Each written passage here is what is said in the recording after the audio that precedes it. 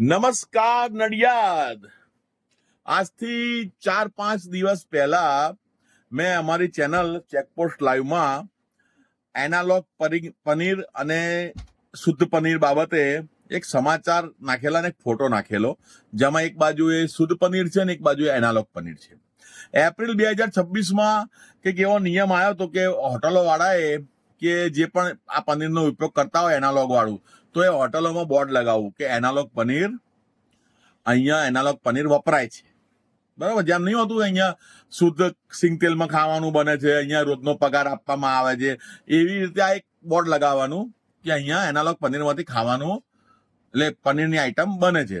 પરંતુ એનો તો કોઈ અમલ કર્યો નહીં. બરાબર, હવે એક નવો કાયદો આવ્યો છે, પ્રતિબંધ, એમ કે એનાલોગ પનીર ઉપર પ્રતિબંધ, કે જે પામ ઓઇલ અને બધા કેમિકલોની પ્રોસેસમાંથી બનાવવામાં આવે છે.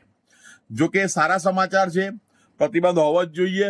એના લીધે શું છે કે હોટલ વાળા અને આજે ચાઇનીઝની લારીઓ ઉપર જે પનીર વપરાય છે એ બધું અમુક હોટલો વાળા અને અમુક ચાઇનીઝની લારીઓ વાળા એ એનાલોગ પનીર એના કરતા પણ ગયેલું પનીર વાપરતા હતા, સમજો ને. હવે આ બાબતે શું છે, હવે એમને ફરજિયાત પેલું સારું પનીર વાપરવું પડશે, શુદ્ધ પનીર. હવે આ શુદ્ધ પનીર તો આવે મોંઘું, એટલે હવે ચાઇનીઝ આઈટમ થઈ જશે મોંઘી. જે પનીર ચીલી 150 રૂપિયામાં મળતું હશે, હવે એ થઈ જશે 250, બરોબર, કાં તો 200, કાં તો 180. બરાબર, એટલે આ રીતનું છે.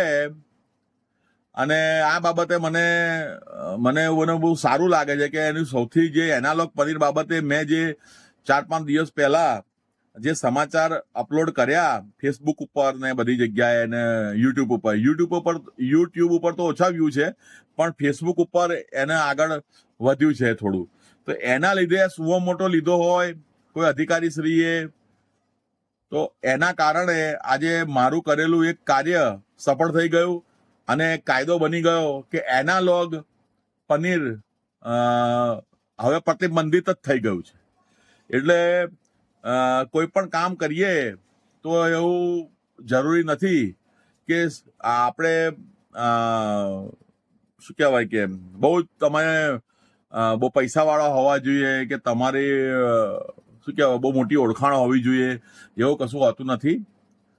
બરાબર છે, ભગવાન તમારી સાથે હોય ને તો ઓટોમેટિક બધા કામ ફટાફટ થવા માંડે છે. જય હિન્દ, જય ભારત.